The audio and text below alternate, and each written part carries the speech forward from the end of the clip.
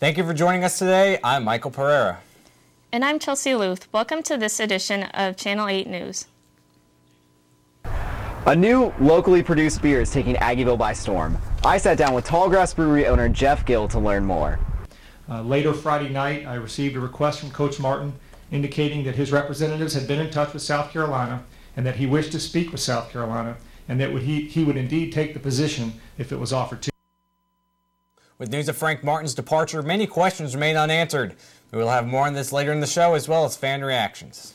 All of this and more coming up on this edition of Channel 8 News. This is Channel 8 News, KKSU LP. From Manhattan and Riley County.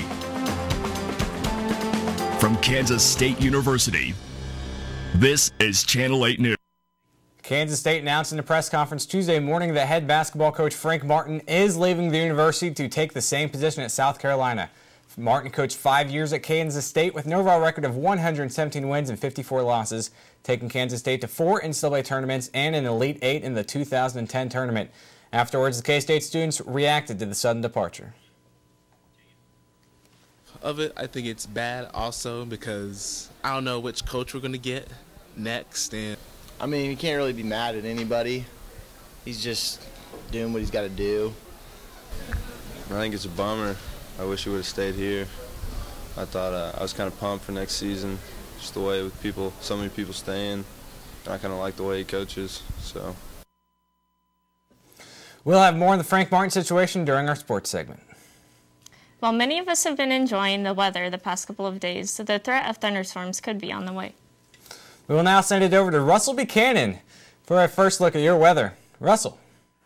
Thanks, Michael. Well, luckily the turbulence surrounding Frank Martin's departure hasn't affected our weather here too much. Walking outside on campus, you can see the grass turning green again, the trees blooming and leafing, and people walking around in shorts or throwing frisbees. It's just wonderful out there. But will it last? We'll have more on that coming later in the show.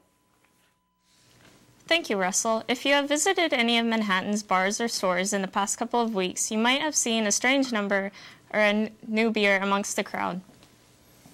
Channel 8's Russell Buchanan sat down with owner Jeff Gill to talk about his newest beer. If you've ever driven Highway 2440 on the east side of town, you probably didn't realize that you were driving past Manhattan's largest microbrewery. Tallgrass owner Jeff Gill uses this brick-fronted building to quietly live out his dream, making beer, including his most recent creation, 8-Bit Pale Ale. So we thought, why not name a beer 8-Bit Pale Ale and just have the world's first video game themed beer. 8-Bit is a pale ale that I'd been wanting to come out with a pale ale for a long time, and I'm a huge Super Tecmo Bowl fan. Just always had a soft spot in my heart for that. And then just talking with a bunch of people, everybody loved that game. Everybody loved the 8-bit types of games, and we thought, you know what? There's probably a pretty good tie-in there with beer because there's a lot of the same demo. And it's a lot of fun. And if it's going to be more fun, then we want to do it. Our mission is basically we're making beer for our best friends, and that's how we started. That's how I started the brewery. That's how I started brewing in my garage back in the day.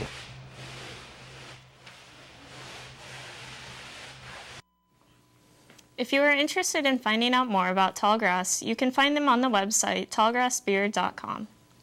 Well, if you're planning on buying a shot for that cute bartender, you might want to reconsider. Some old forgotten rules are making a comeback in Aggieville bars. Channel 8 reporter Cassie Grissner has the story. Cassie? That's right, Chelsea. Bars, clubs, and cops throughout Riley County are going to be more watchful of bartenders from now on. Their attention, they hope, will be a benefit for all. Brian's only been a bartender for a couple of months, but he and all other bartenders in Riley County are concerned about an old Kansas law. You can't serve over-intoxicated people, and while you're on duty as an employee of that bar, you can't consume alcohol. This law sounds a little harsh for bartenders. It's a good thing because we shouldn't be in this business to get people drunk. We're here to serve people, have a good time, and once somebody's had enough, we should help set those limits and be responsible and do the right thing. But doing the right thing takes everyone's attention. Rusty and his staff are always on the lookout for those who have had too much to drink. We're seeing a lot of young people. This is new. We're away at college. I'm drinking a lot. I don't know how to handle it. I don't know how to handle myself in that condition. and there are a lot of problems as a result of that. So that's another reason why you're seeing that. Rusty and police are watching out for the safety of those who are coming into bars looking to have a drink. And it's always been illegal, but for the last couple of years we've been somewhat disengaged from that. And I think that has led to some of the problems that we've seen in the last 6 months because we weren't as involved as we should. From now on, when you go into a local bar to have a drink, they'll be checking for more than just your ID. Back to you guys at the desk.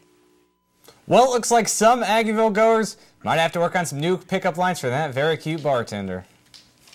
The sweet sounds of jazz music filled the air in the Student Union earlier this month. The Kansas State Jazz Band performed for a packed house at Salsaritas, providing live entertainment and a soulful experience for the viewers. We've got a small taste of the concert for you today. No one cares for woes, whatever comes, nature goes. That's how I'll take and I'll give, devil may care. When the day is through, I suffer no regret.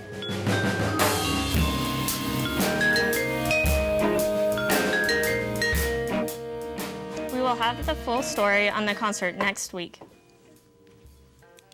We have to take a quick break here at Channel 8, but when we come back, we'll have an update on the Discovery Center that's set to open soon, so stay tuned.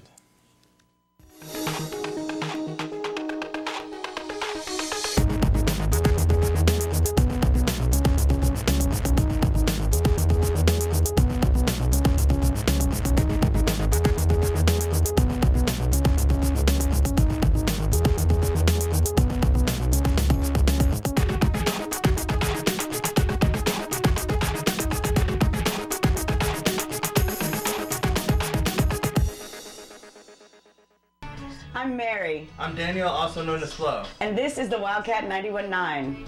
Award-winning and student-run, the Wildcat plays rock. They play urban, they even play dubstep. Sometimes things get a little crazy. Their DJs talk news, sports, technology, pop culture. They even packed 4 guys into a van to send to the Cotton Bowl. It's a long way to go. We do it for you. We're the Wildcat 91.9.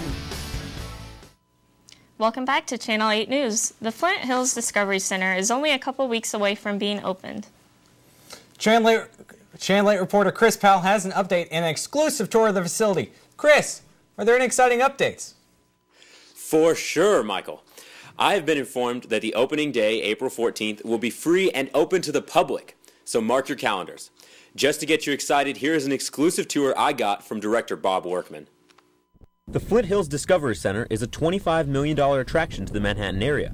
After arriving, I immediately could tell this will be an important part of the Manhattan community, so I asked director Bob Workman how it will impact Manhattan the second doors are opened. I think people are just going to get truly excited by the role we can have in the community, our ability to get people more informed about our important ecosystem that we live in. Stepping into the Prairie is an area designed for children. This area will have interactive, playful pieces so that children can enjoy the Discovery Center too. This will be a very loud place. There'll be a lot of activity going on in here all the time. A family activity center will allow children to learn by doing and together as a family.